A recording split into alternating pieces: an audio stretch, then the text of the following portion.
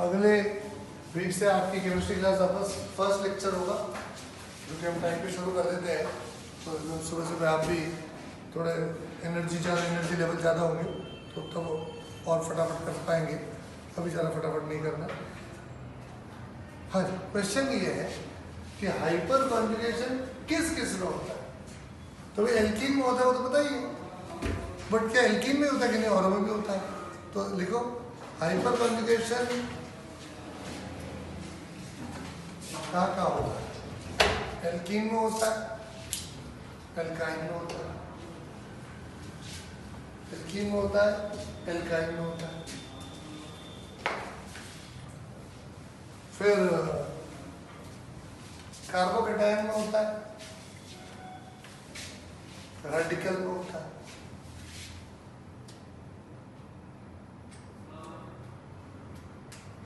ठीक है, कार्बोकेटायन लिख के काट दो, तो गलती से भी बहाना करो। कार्बोकेटायन में होता है, फ्री रेडिकल में होता है, कार्बन आयन में नहीं होता है। ठीक है, हाइपर कॉन्जुगेशन से इलेक्ट्रॉन आते हैं। अब कार्बन आयन के पास ऑलरेडी इलेक्ट्रॉन है, तो और आएंगे भी कितना, वैसे ही समझ नहीं रहा। कार्बन की इलेक्ट्रोनेगेटिविटी ज्यादा है नहीं, वैसे ही नेगेटिव चार्ज समझ नहीं रहा। फिर आप हाइड्रोजन और भेज देगा तो नहीं रखो तुम तुम्हारे पास। यस, और अगर अपन उसके ऑर्बिटल पिक्चर देखें, ऑर्बिटल डायग्राम देखें, तो भी समझ में आता है। क्योंकि मान लो यहाँ पे प्लस है और यहाँ पर एक एच है, तो ये एम्प्टी है, तो इलेक्ट्रॉन समझ में आते हैं। अगर ये डॉट है तो भी एक इलेक्ट्रॉन है, तो एक और आ सकता है।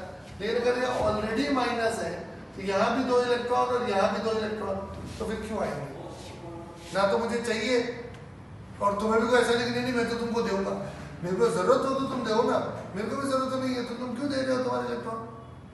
यस और नो। तो ये नहीं कि कोई भी रिएक्टिव कार्बन है क्या सबको फायदा होता है, नहीं सकता। तो कार्बोकेटायन में होता है, रेडिकल में होता है, एल्कीन में होता है, एल्काइन में होता है। ठीक है, ध्यान रखिएगा, छोटी सी बात है। अब अपन आज एल्कीन की रिएक्शंस खत्म करते हैं।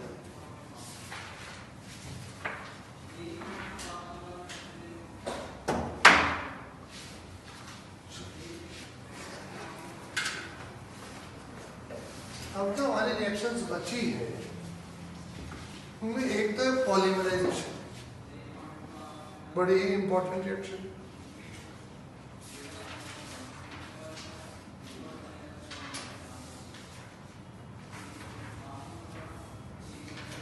एक तो पॉलीमराइजेशन। अब पॉलीमराइजेशन यहाँ पर तो कुछ ज्यादा दिया भी नहीं। 12वीं में एक चैप्टर है, उसका नाम पॉलीमर्स है, तो वो हमें वैसे ही पढ़ता है, तो वहीं पे सारी बातें आ जाएगी। यहाँ पर तो बहुत सिंपल सी बातें कर रहे हैं कि इथीन को पॉलीमराइज करो तो क्या बन जाएगा, पॉलीथीन। पॉलीथीन की वो प्लास्टिक की थैली हम यूज करते हैं। फिर ये बोल रहे हैं कि अगर आप प्रोपीन को पॉलीमराइज करोगे तो ये पॉलीप्रोपीन बन जाएगा। और फिर उसके यूजेस बता रहे हैं कि भाई ये ऐसे ऐसे नहीं काम आ सकता है। पर आजकल ये थोड़ा एनवायरमेंटल वाली बातें भी हो रही है, तो लोग कह रहे हैं इनका यूज कम करो, क्या ही रहे यूज सब भरपूर कर रहे हैं बस। ठीक है, तो इसमें तो कुछ ज्यादा यहाँ पे नहीं है। पॉलीमर चैप्टर की बात पूरी अपने यहाँ कर भी नहीं सकते, आएगा तब कदम देख लेंगे। तो अब कौन सी रिएक्शंस बची, अब बची हमारे ऑक्सीडेशन एंड ओजोनोलिसिस।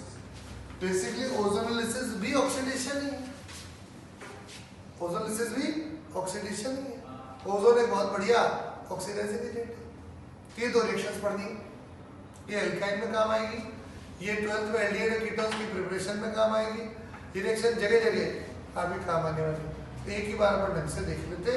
आइए पहले देखते हैं oxidation. Alkenes with reaction with cold dilute aqueous KMnO4 or potassium permanganate based reagent produce vicinal glycols. Decondensation of KMnO4 uses a test for unsaturation और reaction के लिए। उसके नीचे लिखा है acidic medium और acidic potassium dichromate oxidizes alkene to ketones and or acids depending on the nature of the alkene and the experimental condition। और फिर ऐसे कुछ reactions इन्होंने ठीक है।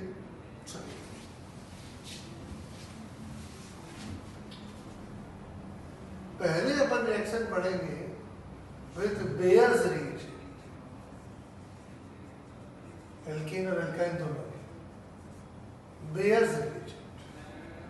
Bayer's reagent क्या होता है, याद रखना होता है. It is 1% solution of 1% solution of cheminophore in alkaline medium.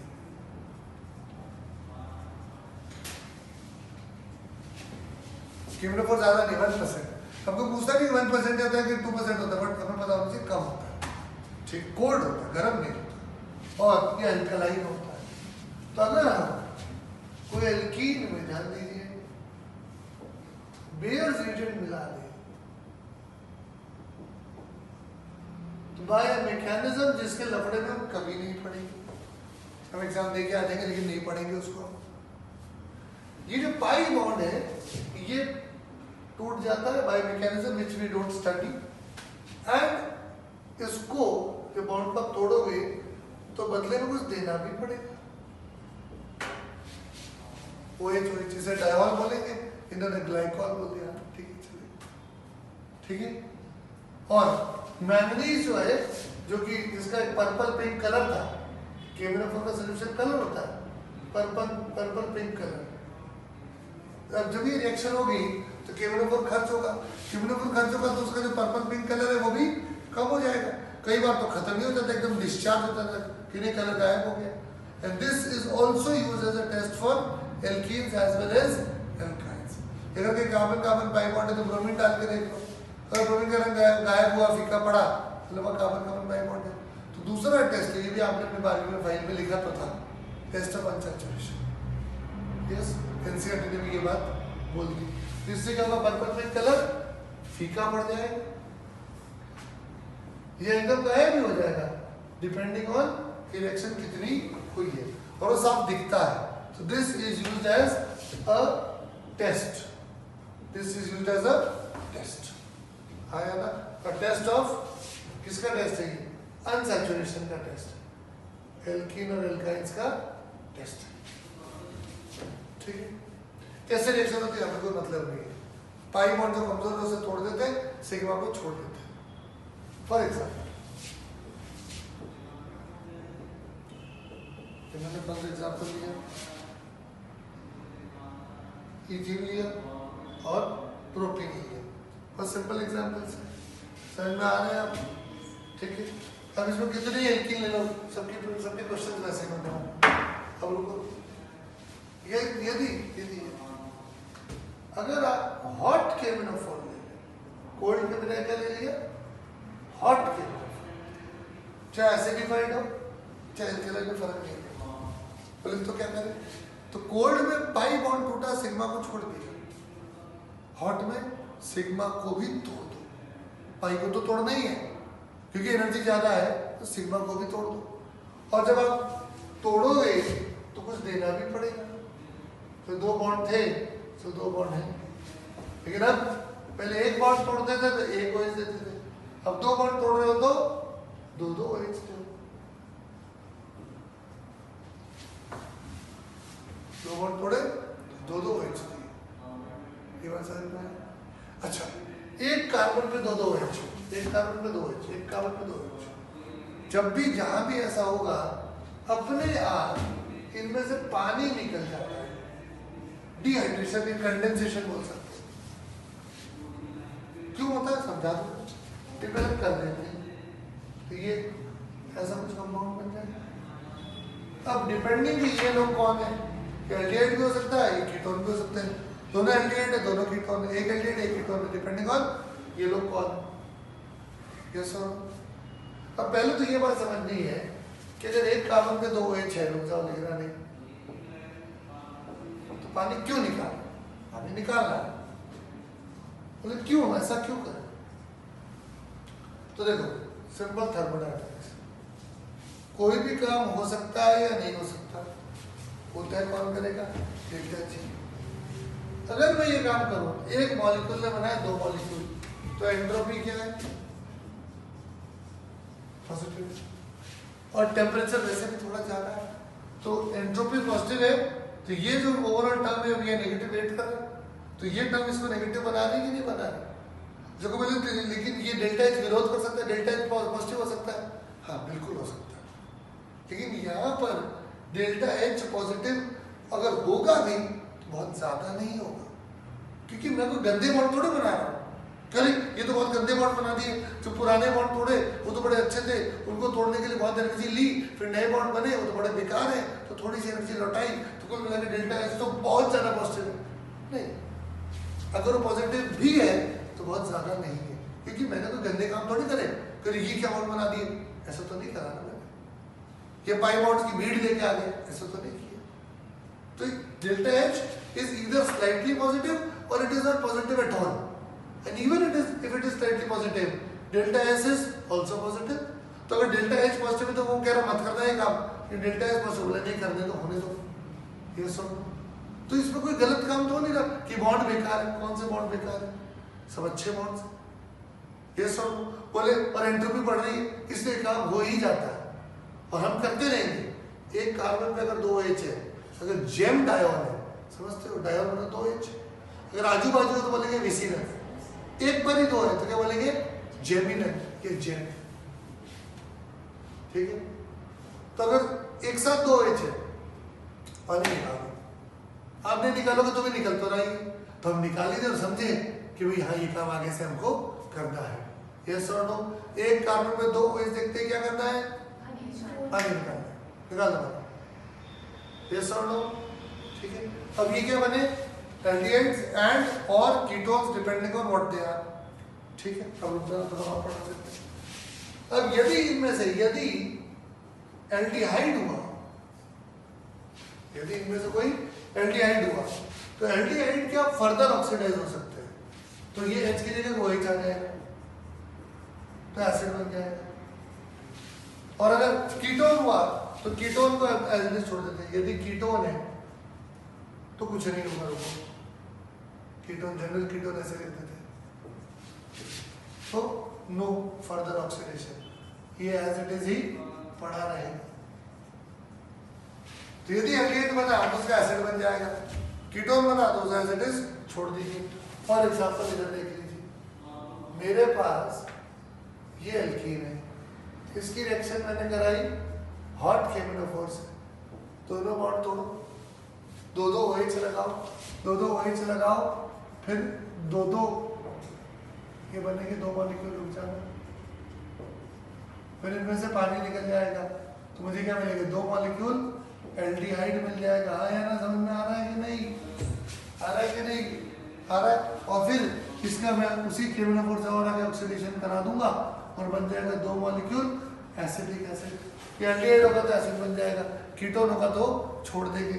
देखो एनसीईआरटी में इलस्ट्रेशन दिया, अगर 2 ब्यूटीन है तो देखो इथेनोइक एसिड बनाया इन्होंने, आंसर दिख रहा है, 2 ब्यूटीन से क्या बना रहे हैं, इथेनोइक एसिड। तो अगर 2 मिथाइल प्रोपीन है तो मेरे पास जगह इधर थोड़ी कम बची रहा, देखो अभी और प्रैक्टिस करा दूंगा। ये देखिए 2 मिथाइल प्रोपीन, तो अगर इसके हॉट केमिनोफोर से रिएक्शन कराएंगे हॉट वाले से, तो देखिएगा इसका देख कीटोन बन जाएगा और सामने वाला क्या बन जाएगा, सामने वाला CO2। रुक जाओ, इसको अपन 2 मिनट बाद में करते हैं, थोड़ा लिखने के लिए ज़्यादा हो गया, तो रुको, अभी आप ये भी मत लिखो, अभी आप ये भी मत, 2 मिनट बाद वापस बता दूँ, वापस पीछे से शुरू करते हैं। हम पढ़ रहे हैं, रुको, हम पढ़ रहे हैं केमिनोफोर की रिएक्शंस, कोल्ड केमिनोफोर, हॉट केमिनोफोर। कोल्ड क्या करता है, पाई को तोड़ता है बस, और तोड़ने का कुछ देना ही पड़ेगा, OH। हॉट सिग्मा को भी तोड़ता है, उसके बदले में भी OH।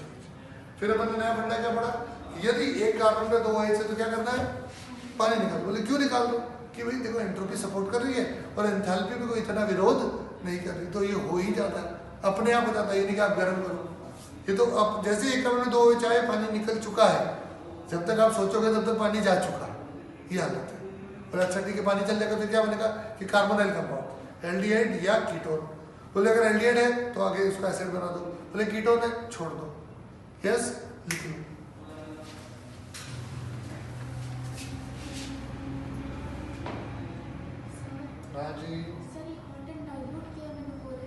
सॉरी हॉट वाला थोड़ा कंसंट्रेटेड है, हॉट वाला थोड़ा कंसंट्रेटेड है, लेकिन दैट इज नॉट इम्पोर्टेंट। फंडा तो मतलब जो डाइल्यूट वाला है वो कोल्ड है और हॉट वाला कंसंट्रेटेड है। जैसे हॉट में वो लिख रहा है एसिडिक, जबकि अल्कलाइन का तो भी फर्क नहीं पड़ता, आंसर वही आता है। तो दैट इज नॉट इम्पोर्टेंट कि कौन क्या है नहीं, टेम्परेचर पे खेल जाता है, ठीक है। वैसे एनसीईआरटी ने सब साफ बोला होगा, पहले वाला कोल्ड है और दूसरा वाला हॉट है, पहले वाला अल्कलाइन है और दूसरा वाला एसिडिफाइड है। But let me tell you, दूसरा वाला अगर अल्कलाइन हो तो भी कोई फर्क नहीं पड़ता, पहला वाला डाइल्यूट है, दूसरा वाला कॉम्प, ये चला गया।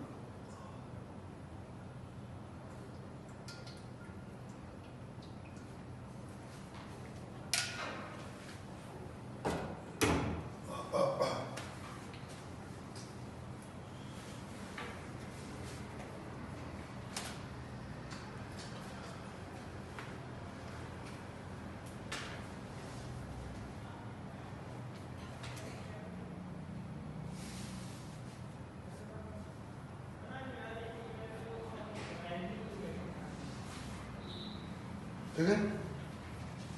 अब देखो ये लिखा टेस्ट वन का सॉल्यूशन, ठीक है। अब अपन इसको एग्जाम के हिसाब से वापस देखते हैं।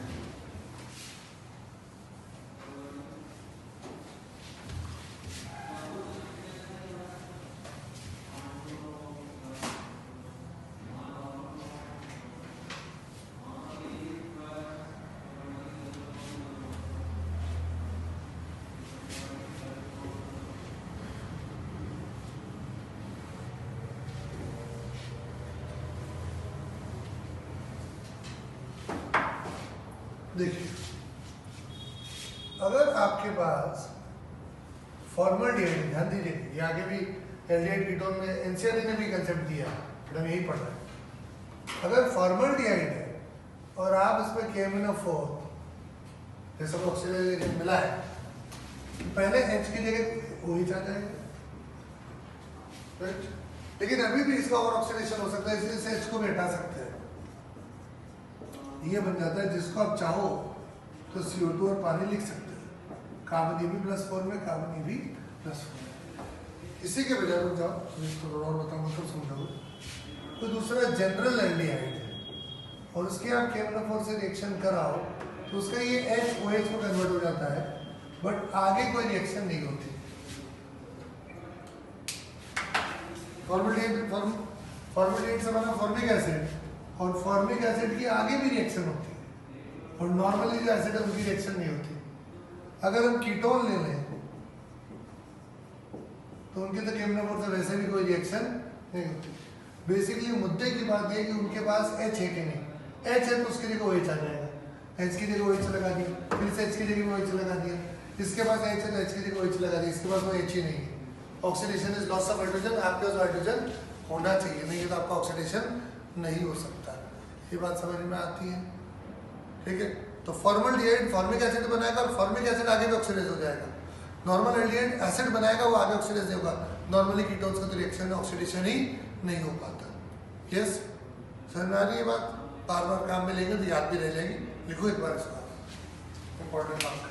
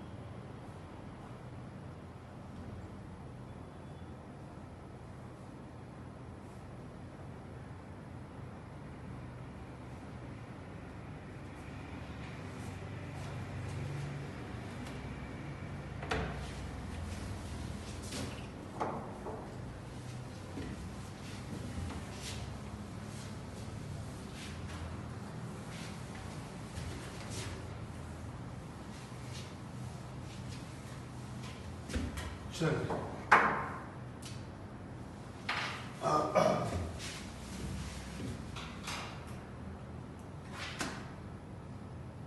इधर देखो। अगर मेरे पास ये इलस्ट्रेशन है, थोड़ी देर पहले लिखा था फिर मिटा दिया, अब उस पर इधर देखो। अगर इसकी रिएक्शन मैंने हॉट KMnO4 से करें, कोल्ड तो बहुत सिंपल है, तो क्या करना है, दोनों बॉन्ड टूटेंगे तो क्या बनेगा, इसका एक मॉलिक्यूल और इसी का एक और मॉलिक्यूल। फिर KMnO4 अभी भी वहीं पे घूम रहा है तो इनको और ऑक्सीडाइज कर देगा, तो ये बनेगा। बात समझ में आती है? रुक जाओ, अगर इसी के बजाय 1 ब्यूटीन में, ये 2 ब्यूटीन था ना, 1 ब्यूटीन, उसकी रिएक्शन कराई हॉट KMnO4 से, देखो ये जाएगा तो क्या बनेगा, CH3 CH2 COH plus formaldehyde बन जाएगा। ठीक है, अब ये भी एल्डिहाइड है, इसका भी ऑक्सीडेशन होगा, ये फॉर्मल्डिहाइड है, इसका भी ऑक्सीडेशन होगा, ये फॉर्मल्डिहाइड का आगे और ऑक्सीडेशन हो जाता है। ये सब ना, अच्छा रुक जाओ, फॉर एग्जाम्पल अगर मेरे पास पेंट 2ene है, इसकी रिएक्शन कराई हॉट KMnO4 से, यस, मुझे अंततः क्या मिलेगा, एक मॉलिक्यूल एसिटिक एसिड और एक मॉलिक्यूल प्रोपेनिक एसिड। इसी के बजाय अगर मैंने ले लिया पेंट 1e और इसकी रिएक्शन हॉट KMnO4 से कराऊं तो मुझे क्या मिलेगा, एक मॉलिक्यूल ब्यूटेनोइक एसिड और एक मॉलिक्यूल CO2। समझ में आ रही बात, क्योंकि इसका बनेगा फॉर्मल्डिहाइड, फॉर्मल्डिहाइड का बनेगा फॉर्मिक एसिड, फॉर्मिक एसिड का बनेगा CO2। समझ में आया। एक और इलस्ट्रेशन, अगर मेरे पास आइसोब्यूटीन है, ये सब कीटोन बनेगा, इसकी रिएक्शन हॉट KMnO4 से कराई तो मुझे एक तो ये मिलेगा एसीटोन और एक मिलेगा CO2। समझ में आया। एक कीटोन का ऑक्सीडेशन होता नहीं है, यस। अब अगर आप एनसीईआरटी पढ़ो तो आपको पूरी बात समझ में आएगी कि क्या बोल रहे थे। B1 एसिडिफाइड पोटेशियम परमैंगनेट और acidic potassium dichromate oxidises alkene 2 ketones and और एसिड्स। देखो कीटोन और एल्डिहाइड नहीं बोला, क्या बोला, कीटोन एंड और एसिड। ठीक है, upon the nature of the alkene and the experimental conditions. समझे कि कीटोन के साथ आपको एसिड मिल सकता है, कीटोन और कीटोन मिल सकते हैं, एसिड और एसिड मिल सकता है, लेकिन कीटोन के साथ एसिड भी मिल सकता है। Ketone and acid, only ketone only acid, कुछ भी हो सकता है depending on alkene and the experimental conditions. समझे, हमारी बात समझ में नहीं आ रही।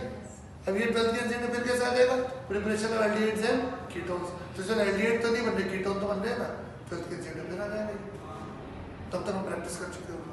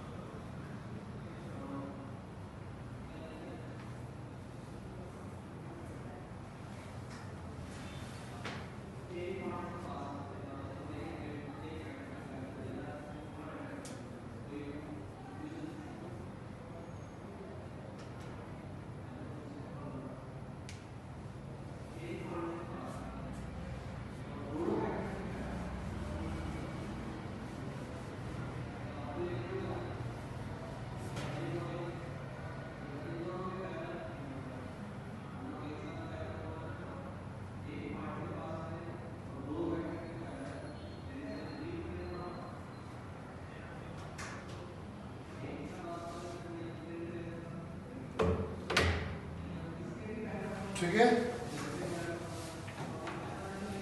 अब इसे ऑक्सीडेशन कह सकते हैं। यस, ऑक्सीडेशन नंबर बढ़ रहा है कार्बन का, कहीं तो थोड़े शक्ति तौर पर एक साइक्लो एल्कीन लिखते हैं रेगुलर के बजाय, तो सॉरी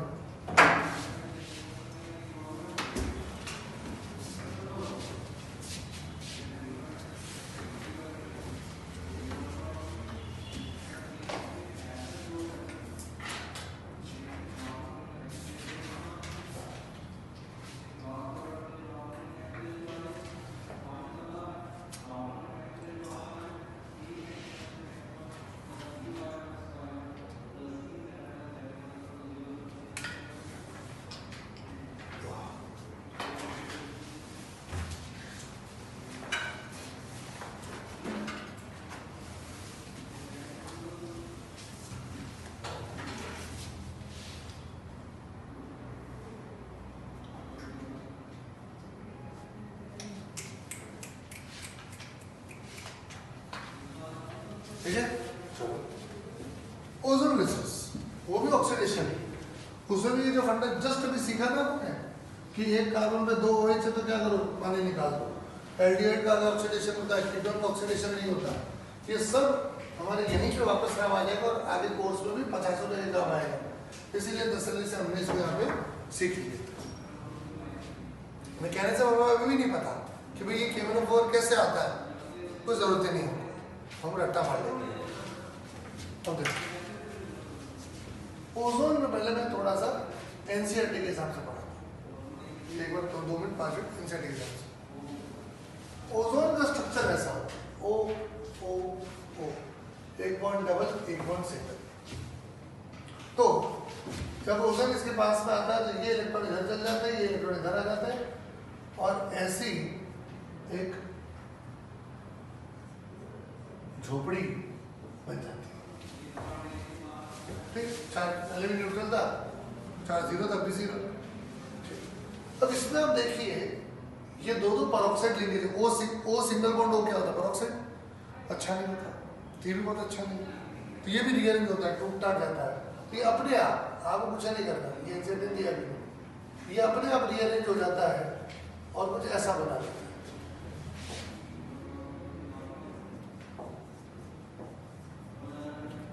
अभी भी परऑक्साइड तो है, पहले जितना परऑक्साइड लिखे थे, पहले 2 थे, अब 1 ही। ये डायग्राम एक सेटिंग दिया है, देखो दिख रहा है, ठीक है। और इसका नाम क्या रखा, ओजोनाइड। जिस एल्कीन से बनेगा उस एल्कीन का नाम रख देंगे। इथीन से बना इथीन ओजोनाइड, प्रोपीन से बना तो प्रोपीन ओजोनाइड, प्रोपीन से बनाया, ठीक। फिर क्या करा इन्होंने, जिंक और पानी से रिएक्शन कराए। मैं एक बार जिंक को हटा देता हूं, पानी से रिएक्शन, पानी से पानी एक तरह से हाइड्रोलिसिस करे, इधर कलर चेंज है। अगर इस बॉन्ड को मैं तोड़ूं तो H जाएगा इधर और OH जाएगा इधर, आया ना। CO बॉन्ड को तोड़ेंगे तो ऑक्सीजन इलेक्ट्रॉन लेके ही जाएगा, छोड़ के थोड़ी जाएगा। तो ऑक्सीजन को दो H और कार्बन को दो OH, समझ में आता है कि नहीं। इस वाले बॉन्ड को तोड़ देते हैं, इस वाले बॉन्ड को तोड़ा, इसको देंगे H, इसको OH, इस वाले को तोड़ दिया, इसी का देंगे H, इसे देंगे OH, इस वाले को चाहे तो तोड़ दें, इसको देंगे H और इसको देंगे OH। ध्यान से देखना क्या हुआ, लेफ्ट वाले कार्बन का क्या हुआ, यस, राइट वाले कार्बन का क्या हुआ,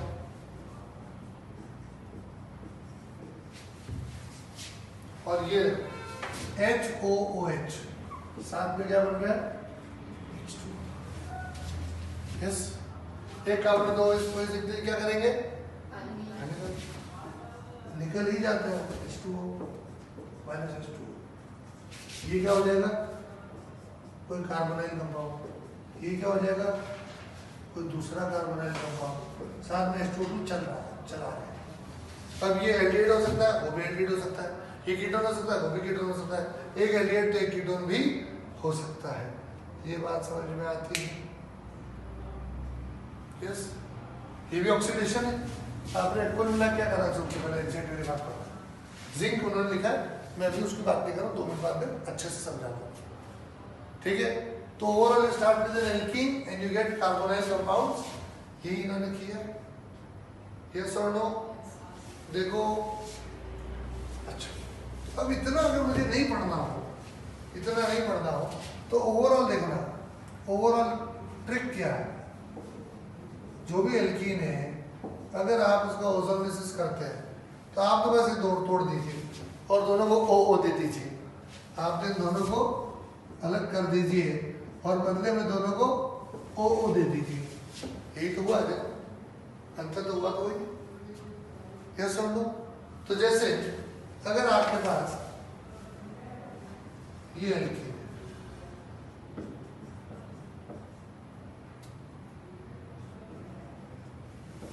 बोले ओजोन से रिएक्शन कराई तो आप तो तोड़ दीजिए और बोलते मुझे क्या मिला, 2 मॉलिक्यूल एसीटोन का मिल गया। यस और नो? एक तरह से इसके ट्रिक हो, राइट। अब एक बार आप इतना लिख लीजिए, फिर मैं जिंक और H2O2 की चर्चा करूंगा। ठीक है, एनसीईआरटी ने जिंक के साथ पानी लिया है, मैं सिर्फ पानी वाली बात बता रहा हूँ, जिंक का खेल बहुत इंपॉर्टेंट है, अलग से बताऊंगा मैं तुम्हें।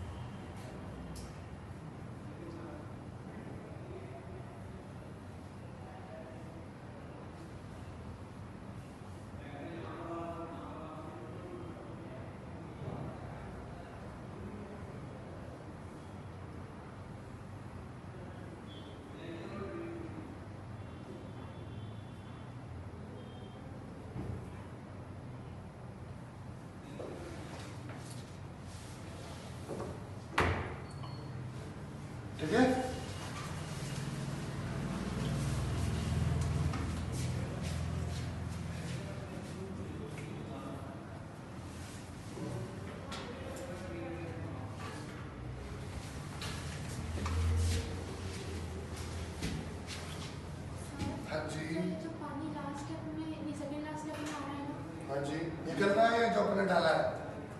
हाँ सर। कौन सा? मतलब सर ये जैसे रिएक्शन में भी वाटर मॉलिक्यूल बन रहा है। बन रहा है जो, हाँ ठीक है। सर उससे आ रहा है ये? कौन सा? ये? हाँ सर, नहीं जैसे ओजोनाइट बना उसके बाद फिर वो डायॉल बना, हाँ तो उसमें जो वाटर है वो रिएक्शन के अंदर से ही मतलब निकल रहा है।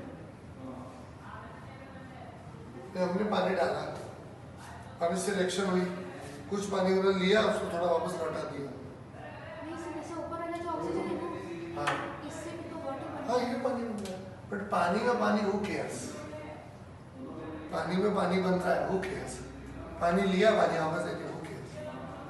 हम तो कुछ नया होता है उसी की बात करते हैं, H2O2 की बात करें वो नया है।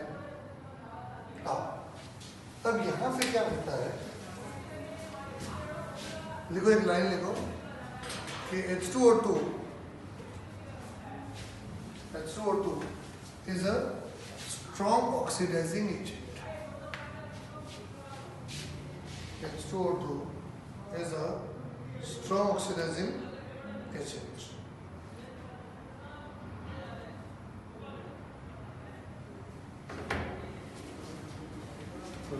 ठीक है, चलो ये बात हमने मान ली, याद रख लेंगे, बट इसका यहाँ क्या लेना देना क्यों? देखिएगा कि यदि इनमें से कोई एल्डिहाइड हुआ, तो अभी आपने थोड़ी देर पहले पढ़ा कि एल्डिहाइड तो आगे ऑक्सीडाइज हो जाता है, राइट? कीटोन तो चलो नहीं होते, केमिकल साथ रिएक्शन नहीं होते, बट एल्डिहाइड तो करते हैं। तो अगर इनमें से कोई एल्डिहाइड हुआ तो वो इस H2O2 के साथ रिएक्शन कर लेगा, राइट? तो अगर आप चाहते हैं कि नहीं वो जो एल्डिहाइड बना है वो पड़ा रहे, वो H2O2 के साथ रिएक्शन ना करे, वो तो कर लेगा। तो देखो ध्यान, हल्ला कर रहा है उसको बोलो हल्ला ना करे। तो अगर आप उस H2O2 को रोकना चाहे, वही एक एल्डिहाइड के साथ रिएक्शन नहीं करेगा तो ऐसी कोई बात मानेगा नहीं आप। हाँ, अगर आप जिंक वाले ले लें, मेटल है, फट से इलेक्ट्रॉन दे देता है, फट से अगले को रिड्यूस कर देता है, तो इस तरह से H2O2 लग जाएगा ठिकाने और आपका एल्डिहाइड पड़ा रह जाएगा, बच जाएगा।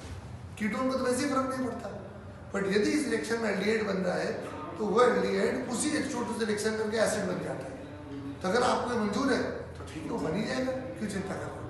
बट आप कहते हैं नहीं मुझे तो एल्डिहाइड भी रिएक्शन रोकनी है, तो कुछ करना पड़ेगा। और क्या करो, जिंक डाल दो, जब हाइड्रोलिसिस कर रहे हो ना तो उसी समय जिंक डाल दो साथ में, राइट? जिंक का डस्ट डाल दो, तो वो क्या करेगा, जैसे ही H2O2 बनेगा उसको तुरंत वहीं पे रिड्यूस कर देगा। यस और नो? तो आपने क्या लाइन लिखी? H2O2 is a strong oxidizing agent. It can oxidize aldehyde to acids. It can oxidize aldehydes to acids.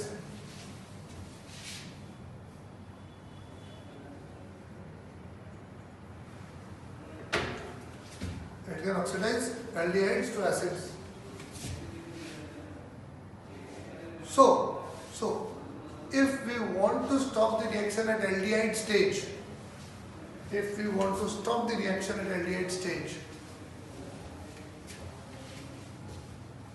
we should use zinc. Zinc use करना चाहिए। जिंक क्या कर लेगा, ये रिएक्शन लिखो, ये रिएक्शन लिखो कि zinc plus H2O2 gives you this, ये रिएक्शन लिखो।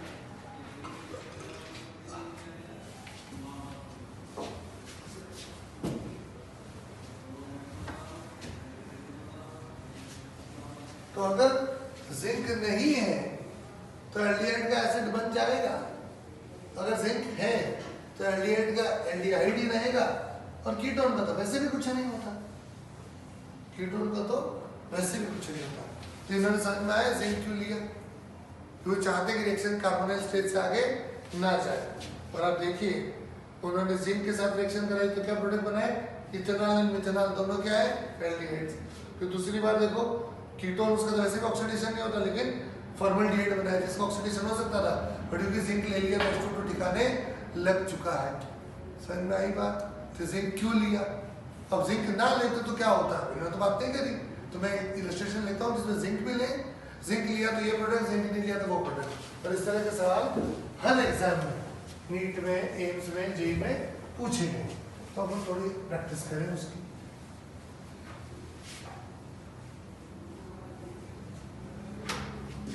देखिए सी डबल बॉन्ड सी,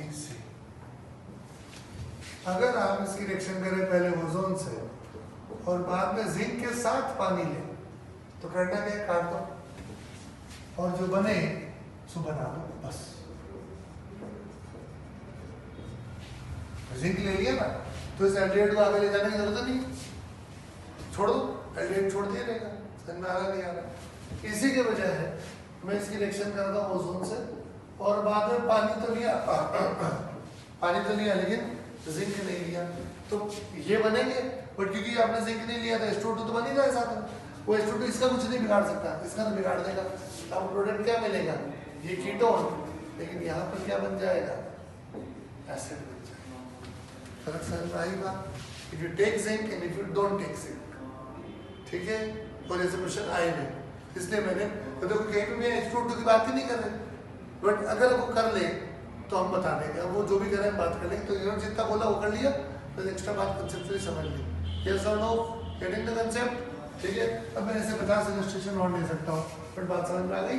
एक बिल्कुल फर्जी सा कंसेप्ट कि ये ओजोलिसिस का जो प्रोसेस है, this is used to detect the position of carbon carbon double bonds and even triple bonds, कि डबल बॉन्ड कहाँ है, अनसैचुरेशन कहाँ है, तो इस तरह से वो डिटेक्ट हो जाता है। क्या ओजोलिसिस करो और प्रोडक्ट बना लो, उन प्रोडक्ट को देख के पता चलेगा चाहिए प्रोडक्ट मिले तो एल्कीन यहाँ था, लेकिन जो भी प्रोडक्ट मिले बेसिकली जो कार्बोनाइल में कन्वर्ट हो गए वही पहले आपस में जुड़े हुए थे। आपने ओजोन डाला वो अलग हो गए, ये ऑक्सीजन इसको दे दिया, ऑक्सीजन इसको दे दिया। समझ में आ रही है बात? और ओवरऑल रिएक्शन अगर करने तो क्या करना है, कौन तोड़ दो, वो लगा दो। अगर एल्डिहाइड बन रहा है तो देखो जिंक तो लिया, जिंक लिया तो एल्डिहाइड छोड़ दो, जिंक नहीं लिया एल्डिहाइड का एसिड बना दो, कीटोन का वैसे भी कुछ नहीं होता। समझ में आ रही बात? चलो एक इलस्ट्रेशन और लेते हैं और साइक्लोएल्कीन का लेते हैं, थोड़ा डरावना लगता है। बोले हमने इसकी रिएक्शन कराई ओजोन से और हाइड्रोलिसिस कराया जिंक के साथ, तो करना क्या, काट दो। अब काटेंगे तो इसको खोलना पड़ेगा। देखो क्या बनेगा, CH3CO CH2 CH2 CH2, कितने कार्बन बनेंगे, 1 2 3 4 कार्बन CH2, और ये एल्डिहाइड है। देखो एक कीटोन है और एक एल्डिहाइड है, ऐसे ही होगा ना, इसे जब काटोगे इधर से एल्डिहाइड मिलेगा, इधर से कीटोन मिलेगा। समझ में आ रहा नहीं आ रहा? हाँ ठीक है। अब क्योंकि जिंक लिया था तो एल्डिहाइड को एज इट इज छोड़ दीजिए, लेकिन अगर इसी में ऐसा कर दे ओजोन और सिंपल हाइड्रोलिसिस, तो कीटोन का तो वैसे भी कुछ बिगड़ने वाला था नहीं, बिगड़ने वाला है नहीं, लेकिन जो एल्डिहाइड था वो कन्वर्ट हो चुका है एसिड में। समझ में आई बात? ठीक है। तो ओजोलिसिस अपने ठीक ठाक कर लिया, पुराने पेपर में इससे ज़्यादा नहीं आया होगा और आने वाले में नहीं आएगा, फिर भी जरूरत पड़ी और बात कर लेंगे, ठीक है। लेकिन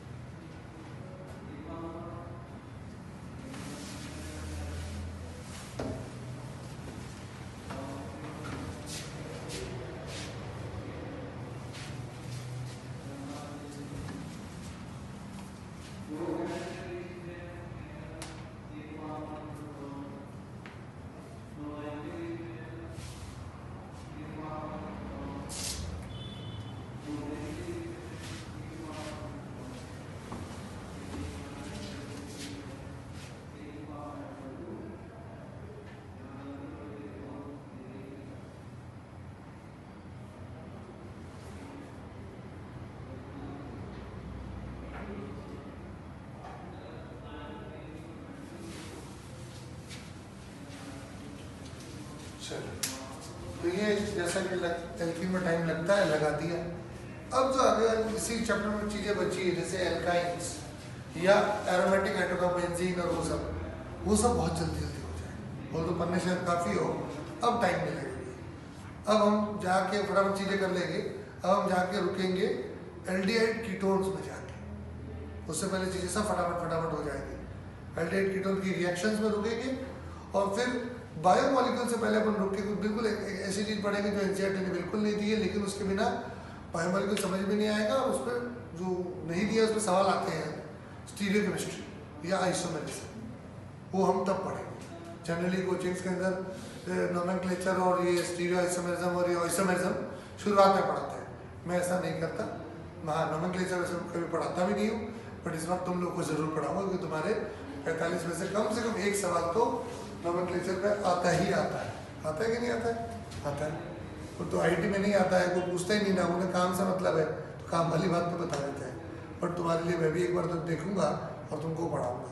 तो इस तरह सब चीज़ें फटाफट कर रहे हैं। मंडे से अपनी पहली क्लास होगी तो थोड़ा और अच्छे से कर पाएंगे। आप पुराने कोई भी पेपर चाहो तो हाइड्रोकार्बन्स के स्टार्ट कर सकते हो। एल्काइन में कुछ ज़्यादा रिएक्शन नहीं है, प्लस आपने थोड़ा पढ़ भी रखा है तो आप करना स्टार्ट कीजिए। अब मैं भी असाइनमेंट दे दूँगा, ठीक है? चलो आगे फिर पढ़ेंगे। राहुल से तो ले आओ, नीट की डेट थोड़ी है, लेकिन मिड जून मान के चलो।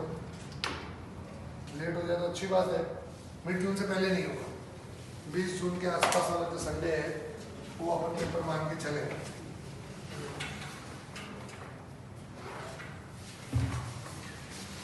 समझ में आया ऑर्गेनिक केमिस्ट्री कि नहीं आई? अरे प्रैक्टिस कराएंगे तो याद नहीं रह जाएगी।